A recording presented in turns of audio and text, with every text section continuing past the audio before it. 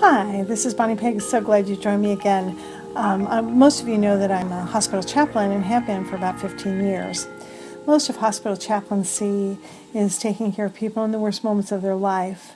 And you just have to have the strength of the Lord be around you in order to do that. At my former hospital, Arrowhead Arrowhead Hospital, that was in Glendale, Arizona, was a wonderful, wonderful hospital, fantastic staff. And one of the unique things is that they had installed a system where instead of overhead paging you, they had speakers right at the bed, so they knew what room you were in. They could talk to you without having to let everybody know what you were talking about. So this one family had asked me to come over to pray with them because their loved one it was near a time for the Lord to call her home. So I walked in the room. There was about 11 or 12 people in the room. Ironically, the patient's name was Bonnie. And so the family asked if I would pray with them, and I said I would be honored to do that. And so I had all the family gather around.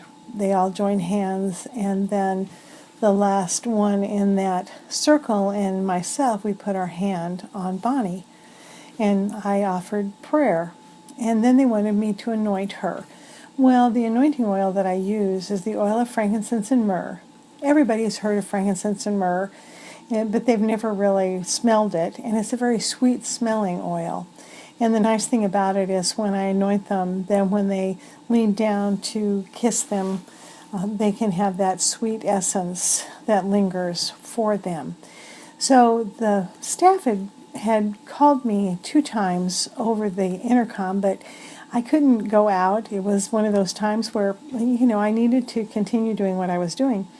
So I was leaning over the patient, had the oil on the side of my thumb, getting ready to anoint her, and the staff called me one more time over that speaker and said, "Bonnie, you're wanted on the phone."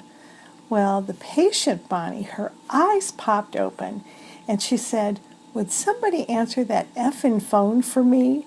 Well, my eyes popped up, and I was like, I was speechless, truly.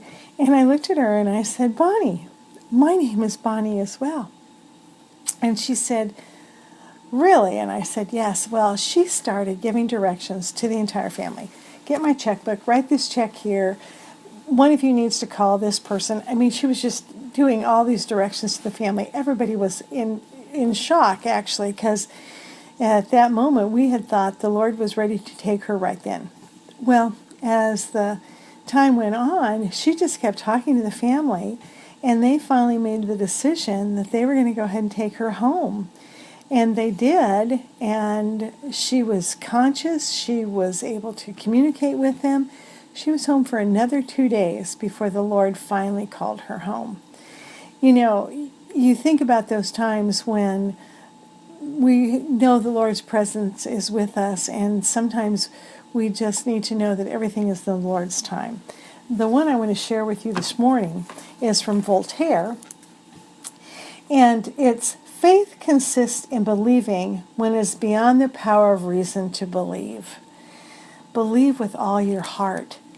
I think about the belief that we have in the Lord, in the Lord's presence, and sometimes how that can be shaken. But there is never ever a question that the Lord is with us every moment of every day. And we just need sometimes to stop and realize and feel that presence with us. I know that I have been richly blessed in my life. The Lord has just shone His light upon me, and I feel very, very blessed. I'm glad you're choosing to listen. I hope you're having a great time. I hope that some of you are smiling and chuckling. I hope you'll email me and let me know what you think. If you think of other stories, please let me know that too. My email is bonnie.pegs@outlook.com. I hope you'll like me and tell your friends. This is Bonnie Pegg saying, have a blessed day.